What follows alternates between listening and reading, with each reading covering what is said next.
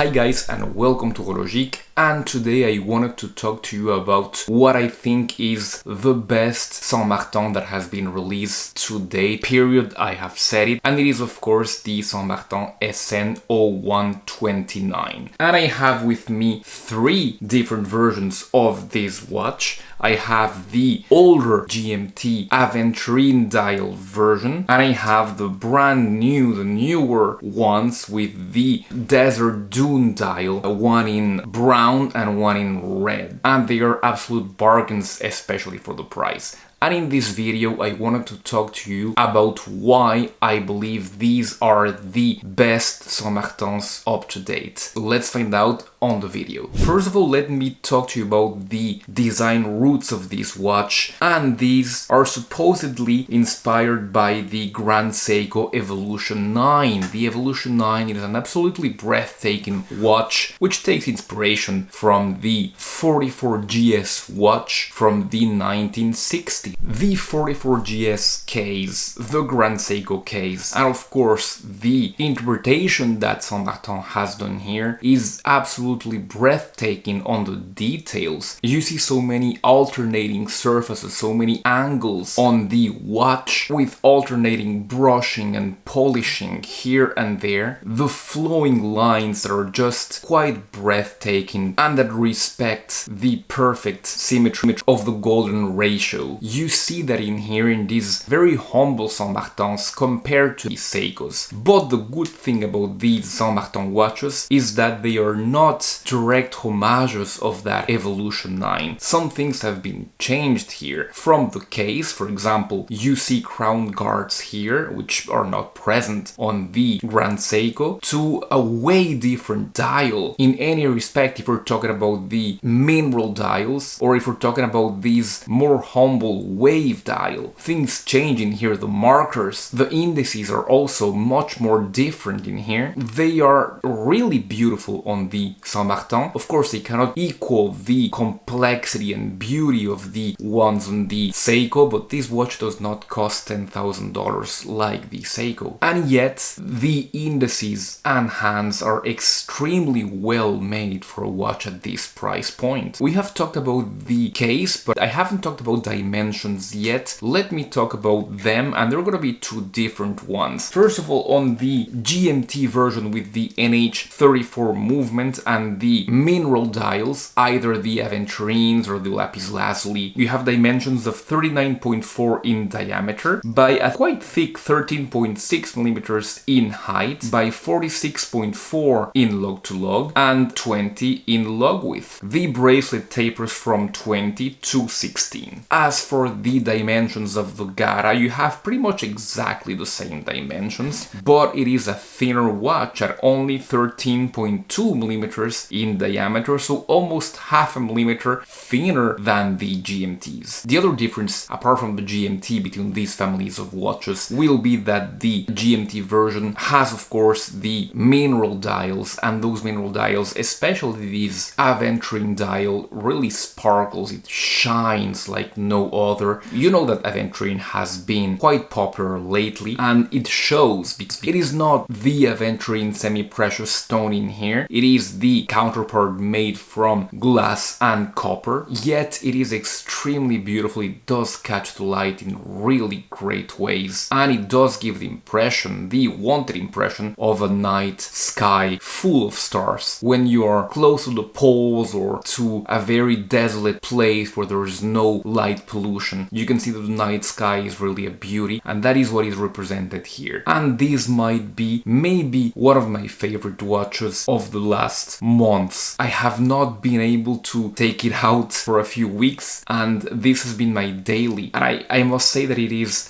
I don't know what it is. I thought that I was gonna tire of it. Well, I haven't, because of its thickness, because of the fact that it does have some negative points, and we'll get back to those. But I don't know, it is the beauty beauty of it, the beauty of the case, light reflections coming on it, the beautiful sparkling of that dial, the cool flowing of it. You really do see that this watch is well made and that it wears wonderfully on the wrist. And the fact that you've got a GMT complication makes it really useful for people, especially like me who have family abroad. But let's talk about the newer boys, about the ones with the Dune dials. As I told you, I've got two here, and I have the red one and I have the brown one. The brown one is a little bit more, let's say way more subdued than the red one. You see yourself wearing this watch on pretty much every occasion. It will not call a lot of attention because that brown is quite muted, even with the dunes, unless they're caught at a special angle and you really do see those sand dunes. But the other one, the red, a red watch always catches attention, like a red car, for example. I wouldn't say it shines because it doesn't, but yeah, I don't know what it is. It just calls a lot of attention to it. You can see that it's much more flashy, and maybe that is what you're looking for. Both are a thing of beauty. They have the same case finish from the GMT, of course, besides from being thinner and besides, of course, from the bezel. The bezel here is not marked with the 24-hour register. It is not a GMT after all, but it does have a beautiful radial brushing, and that is something that we have not seen often here. It is not often that you see a radial brushing on a bezel, and it does give an impression of irradiation, which makes these watches pop even more. So yeah, I believe that the best thing about these watches is proportion. The proportions, even though they're not perfect, they are thick, as I have said, but the flowing, the aesthetics, how they were on the wrists, I believe that that is the best part about these watches. When you look at them, something just clicks, something just feels right. I don't know what it is. It is something else that is quite hard to describe on words. You really have to wear these watches to really understand. It is up, of course, to the finishing. It is up to the quite good proportions, to the quality, the apparent quality that you can see here. But it is not only that. It is another more intangible reason that makes you really like this watch and being unable to take it off your wrist. Even me, that I'm so used on getting so many watches that I often change watches like 2 or 3 times a day. As I told you before, I have not been able to change this watch in quite a long time. Well, you do have a family of watches. You do have a lot of different colors. On the mineral GMTs, you have, as I said, the most popular, of course, the Aventurine, but you also have a lapis lazuli. I don't really know how you pronounce that. I would say lapis lazuli in my native Spanish. And I believe you have a marble version. But on these new GADA models, you've got, I don't actually know what the dial is made of. It might be even just plastic or something like that. I'm not certain, but it is a more humble material, hence the price. The price on the Aventurine, it has come up, of course, because we're not on a sale anymore, but during the sale it could be had, I believe, at around 250 on AliExpress. Now on AliExpress you can have it at about 343, which I believe is starting to make quite a lot of money. So I really do believe that it is worth it. This watch is definitely worth $350, but if you can wait for another sale, do so. Or if you're in Europe, you can go through SKB watches, which have stock in Europe, and you can get it there with code HR15 for around 280 euros, which is a great